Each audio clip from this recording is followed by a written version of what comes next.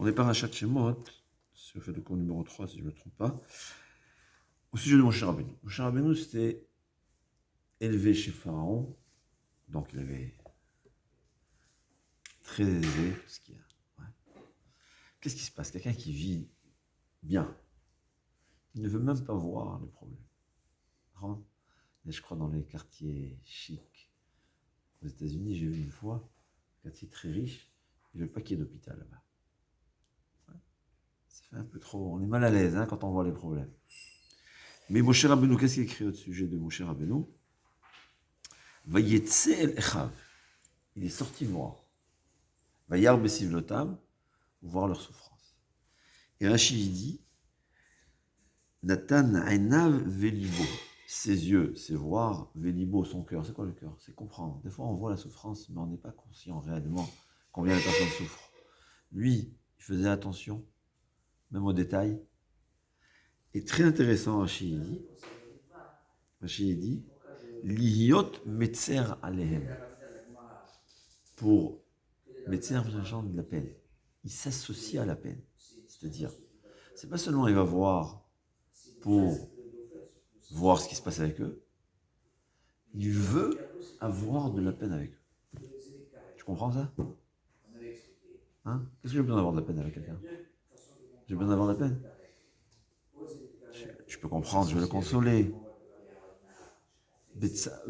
Tsaratam lo tsar. C'est écrit qu'Akadosh Baruch Hu, quand Am Israël il souffre avec nous. C'est incroyable, on ne comprend pas ça, que ça veut dire. C'est écrit qu'on a vu qu'Akadosh Baruch Hu, quand Béné Israël était en Égypte, son siège, ou peut-être le sol sur lequel il se trouvait, était fait en briques. C'est pareil que pour ressentir le mal que Am Israël il souffrait en fabriquant les briques. Très intéressant. Alors, pourquoi? C'est très psychologique. Après, Shmuelevitz explique ça. Il dit, c'est la nature des choses. Quand je souffre, si quelqu'un, il pleure avec moi, ça me soulage. C'est comme ça.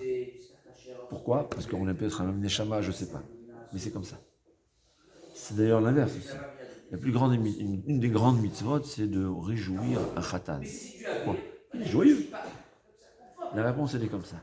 C'est la même chose. Quand je vois les autres joyeux avec moi, ma joie grandit.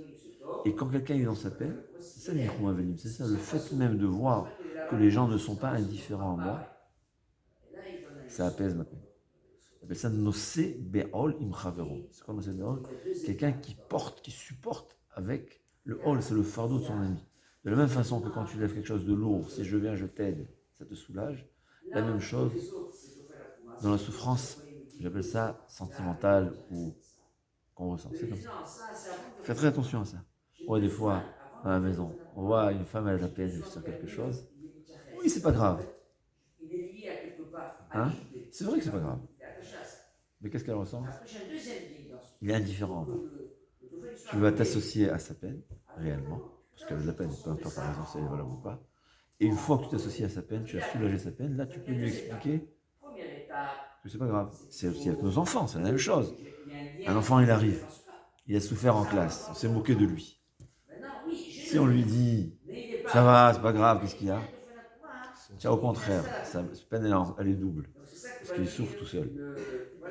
Mais quand il voit ses parents, il dit oui, on te comprend, c'est vrai, dommage, on a de la peine avec toi. Il montre qu'on a de la peine avec lui, tu es soulagé, et là ensuite tu peux lui expliquer que même si on se moque de toi, c'est pas la fin du monde.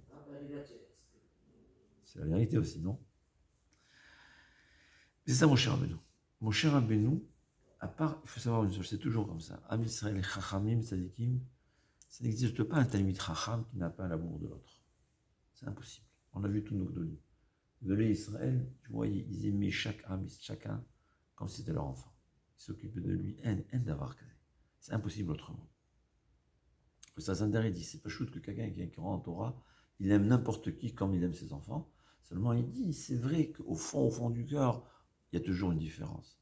Mais tout ce qui est dans la possibilité de l'être humain de changer, quelqu'un qui suit la chemin de Torah, il aime n'importe qui. C'est très intéressant. À la fin de la paracha, c'est écrit que Moshe Rabbeinu a été puni. Pourquoi Moshe Rabbeinu n'est pas entré en Eretz? On sait tous. Hein, à la roche, au lieu de parler à la roche, il a frappé. Notre paracha, il dit quelque chose d'autre. Notre paracha nous dit, à Tatir, et quand Moshe Rabbeinu, il est parti dire à Paro, délivre le peuple juif, libère le peuple juif, Paro, il a encore plus fait souffrir le peuple. Ouais. Alors, Moshe Rabbeinu, il est venu, il s'est plaint auprès d'Hachem.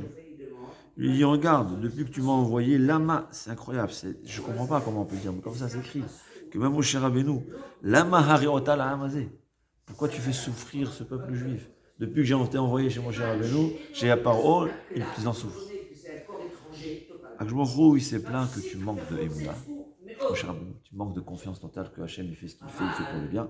Comme explique le Harizal, il fallait doubler la dose parce que normalement, il y a exactement combien on devait souffrir pour être délivré. Et donc, comme Hachem il avait fait une date limite, parce que si on avait dépassé cette date, ça aurait été trop tard, Hachem il a doublé la dose de souffrance, comme ça, au lieu de souffrir 20 jours, pendant 10 jours, on a souffert x2. Donc c'est ça le question d'Hachem. Mais Moshe Rabbeinu, il n'avait pas compris ça. C'est un manque de émouna, de confiance, de croyance en Hachem. Se plaindre, c'est un manque de confiance. Hachem, il fait tout ce qu'il fait pour le bien. C'est pas facile, mais il faut au moins le comprendre. Alors, qu'est-ce que Hachem lui dit? Ata tir, et maintenant tu vas voir ce que je fais à Paro. Qu'est-ce qu'il dit par Rashi? C'est quoi Ata maintenant? Tu vas voir la délivrance, le peuple juif, les Nissim, que je fais pour faire sortir le peuple d'Égypte. Mais tu ne vas pas voir les miracles que je vais faire quand ils vont rentrer en Eretz. Demande au Rachaim Akadosh. Alors il faut se décider. Pourquoi Moshe Rabbeinu n'est pas rentré en Eretz? Nous, on sait dans la Torah, c'est écrit. La Torah, elle le dit. Que c'est parce que il a frappé la roche au lieu d'y parler. Et ici, on voit que c'est la raison, elle est parce que il a manqué de croyance. Dit le Rachaim Akadosh. Quand, dans le faute du Vaudor, Moshe Rabbeinu, il a dit à Kadosh Baruch Hu, il a dit, si tu veux détruire le peuple juif, je préfère que moi. Il était prêt à perdre sa vie sur terre, sa vie dans le Olam Haba pour le peuple juif. L'amour total du peuple juif. Quand il a dit ça, Hachem lui a pardonné cette faute. Et donc normalement, après ce qu'il a fait, il aurait dû rentrer en Eretz. Parce que la faute était pardonnée. Il a fauté à nouveau. Alors on explique ce que ça veut dire. Quand on a vu, quand Hachem il a vu que Moshe Rabbeinu, il est prêt à perdre toute sa vie pour le peuple juif. Là, on comprend que la raison pour laquelle il s'est plaint auprès d'Hachem, c'est pas parce qu'il manquait de Emouna. Il avait perdu la tête. Tellement il aimait Am Israël, quand il a vu Am Israël souffrir, il pouvait plus souffrir. La dit, à Kadosh Baruch Hu, on voit que Yov, il a dit beaucoup de bêtises.